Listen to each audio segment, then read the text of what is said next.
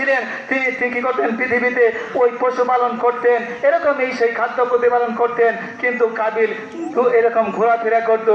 কিন্তু দেখেন তারপরে তার এই স্বভাবের কারণে আল্লাহ তাকে কি করেন নাই, তাকে গ্রহণ করেন নাই। এই জন্য বলেছিল আক্তুল না, অবশ্যই কালাল আক্তুল আন্নাকা, অবশ্যই আমি তোমাকে হত্যা করে ফেলবো।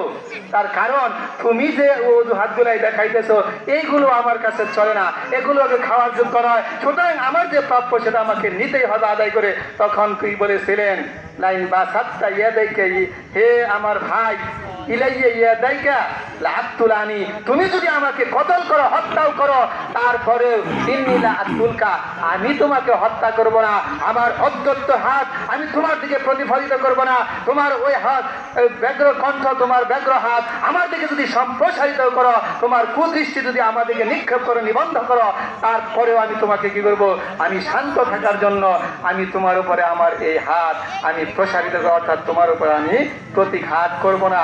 কিরকম নরম মানুষ হলে, ইমানের জজবায় উন্নীত হয়ে, ইমানের উচ্চাকাঙ্ক্ষায় যদি উচ্ছ্বসিত হতে থাকে, এরকম ব্যক্তি ছাড়া পৃথিবীতে এত শান্ত আর কেউ থাকতে পারে না। নিজেকে হত্যা করবো, তারপরে বলে যে হে আমার ভাই, তুমি তোমার হাত আমার দিকে প্রসারিত করলেও আমি তোমার দিকে আমার হাত প্রসারিত করবো। কারণটা একটাই, কালা ইন্নামা তাকাব্বাল মিন্না, আল্লাহ বলেছেন যে আল্লাহ আমাদেরটা কবুল করেছে। তার কারণটা হলো যেই ব্যক্তি আল্লাহর উপরে তাওয়াক্কাল, তো আর আল্লাহর উপরে ভরসা করে, বিশ্বাস করে, তার দিনের কাজ করে, আল্লাহ তারটা কবুল করে। সুতরাং ওই কাবিল সেটা গ্রহণ করে নাই, বিধায় আল্লাহর পক্ষ থেকে কবুল করে নাই।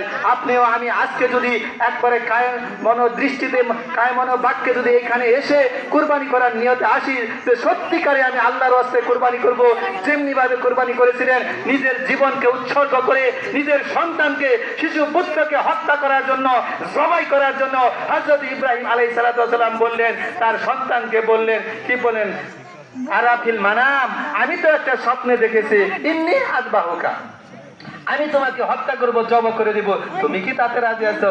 আনজুরু মা তুমারুন, কি কথাটাই উত্তর দিলেন, চিন্তা করে দেখলেন আপনি ওই কাজই